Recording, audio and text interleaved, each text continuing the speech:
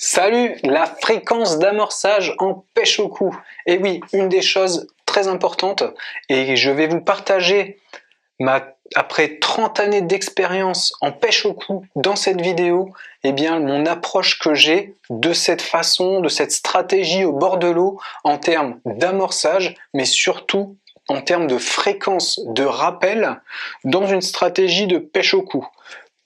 Plutôt une stratégie de pêche au cou en étang, cette logique, mais elle est applicable évidemment en canal ou en rivière ou en fleuve, selon où vous pêchez. Il va y avoir des points différents. Et c'est ce que je vous propose dans cette vidéo sur la pêche au cou, plus principalement sur l'amorce et en termes de fréquence d'amorçage. On va voir ça en fonction de 5 critères.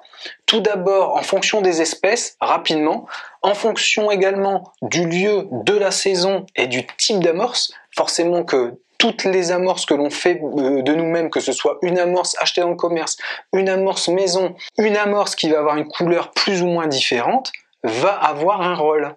Mais surtout, c'est quand les poissons arrivent, comment on peut estimer et comment on peut avoir une logique de rappel. C'est ce que je veux vous partager dans cette vidéo. On va voir également une notion de fréquence d'amorçage par rapport à un frondage, pinky, asticot. Ça peut être également des graines. En pêche au cou, on va parler régulièrement de maïs également. Et puis, on va aborder la notion de couleur et puis la notion de rappel en concours.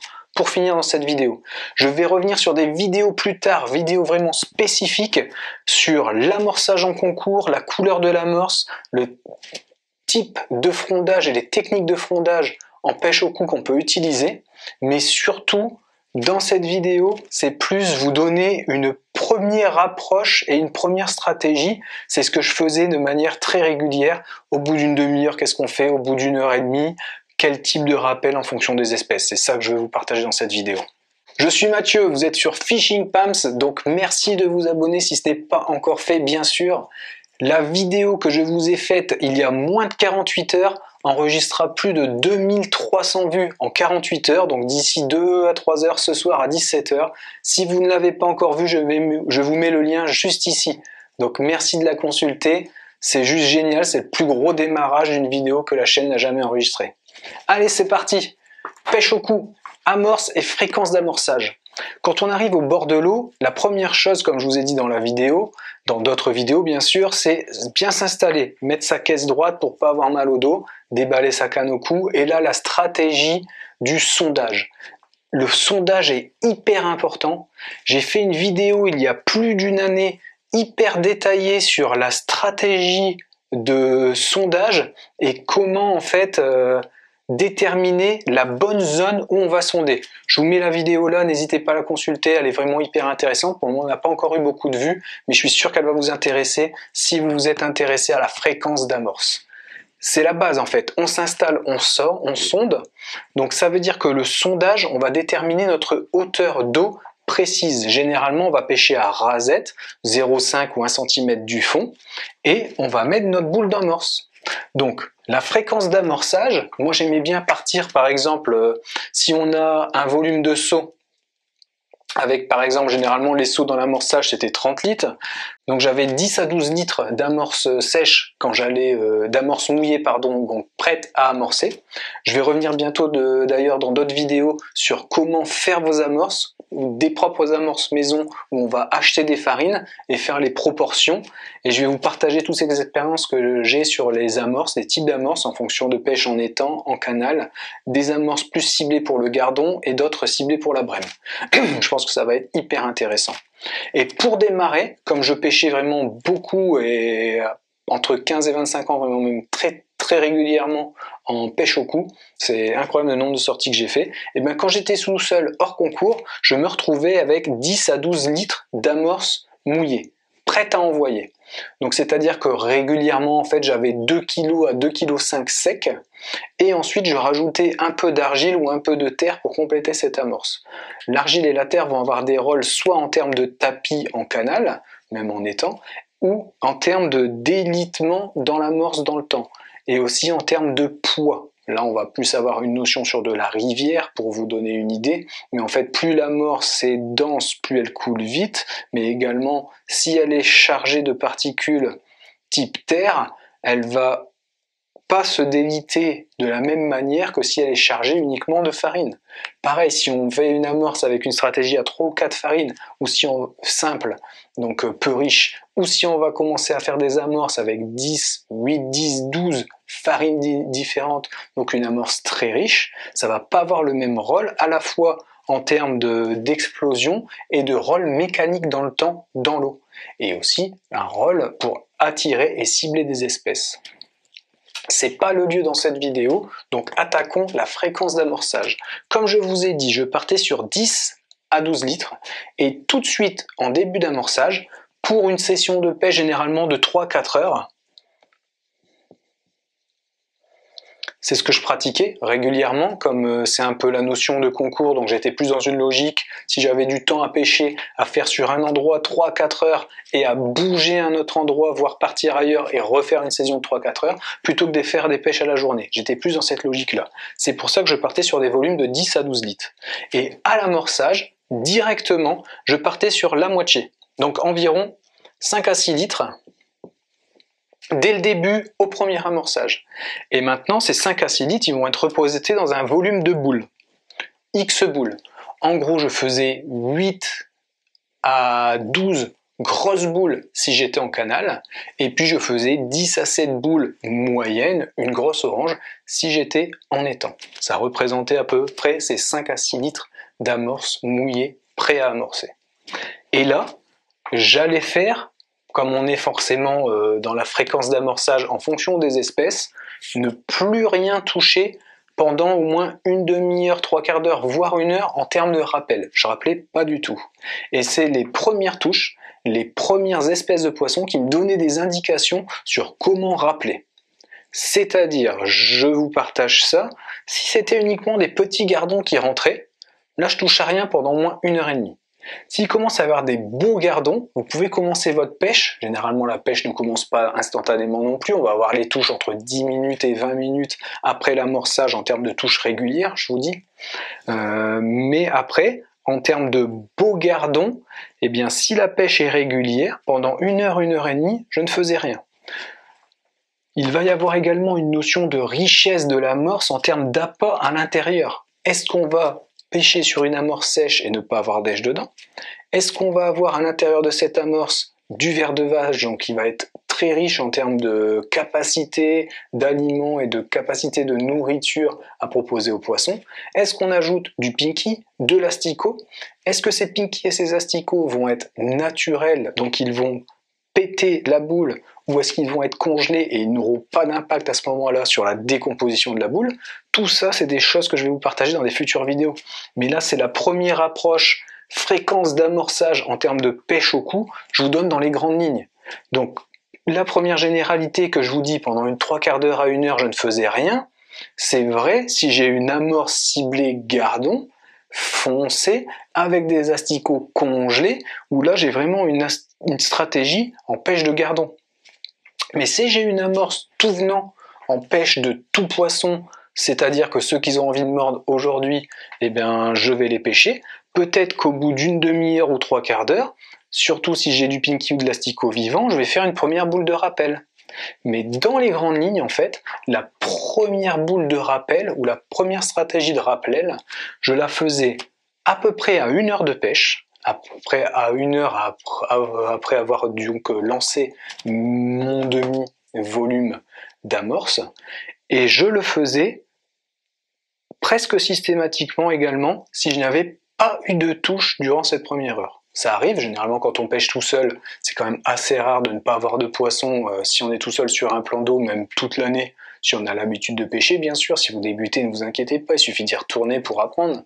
La meilleure façon d'apprendre, de toute façon, c'est ce que j'ai dans certains commentaires, c'est d'aller à la pêche. C'est la meilleure des façons pour apprendre. Donc allez-y, prenez de l'expérience, c'est ce qui fait que ça change tout. Je vous partagerai bientôt une expérience en termes de concours qui est juste hallucinante, où je pensais qu'il y avait des trucs magiques. Puis un jour, j'ai énormément pêché, j'ai eu des très bons résultats les 6-7 concours qui ont suivi, puis j'ai arrêté parce que je passais à autre chose. J'avais eu mes résultats, enfin j'avais réglé ce que je voulais apprendre du modèle concours classique en termes de pêche au coup. Et du coup, on va voir ça aussi en fonction du lieu, de la saison et du type d'amorce.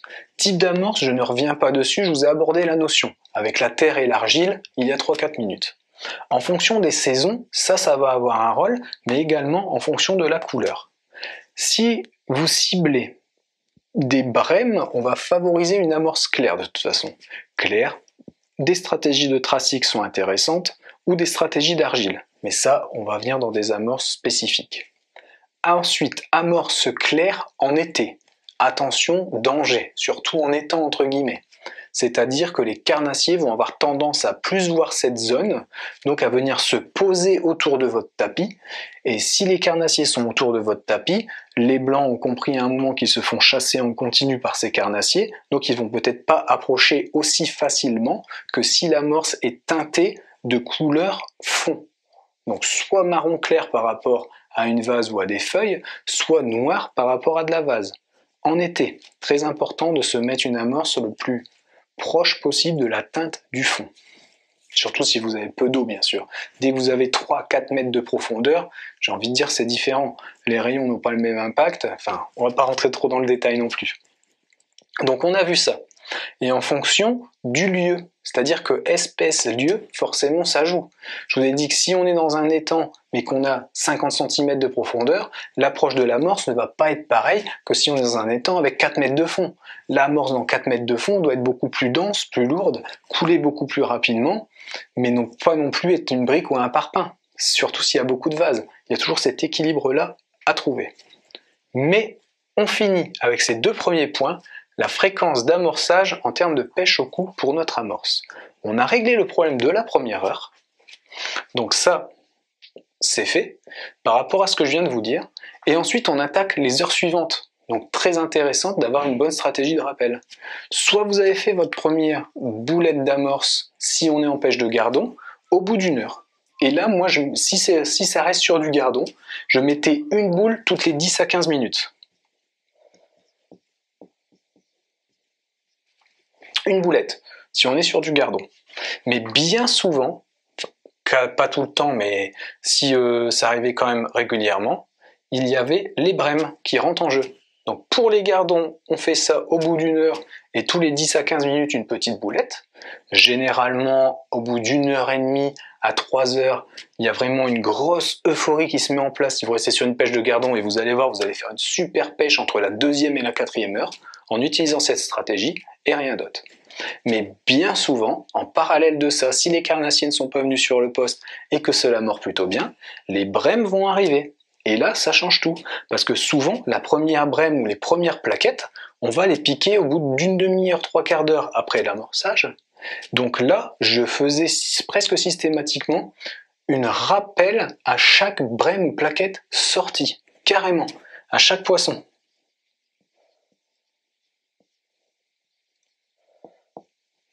À chaque poisson sorti, j'avais mon rappel sur de la pêche de brème. Et voilà, jusqu'à la fin de ma pêche.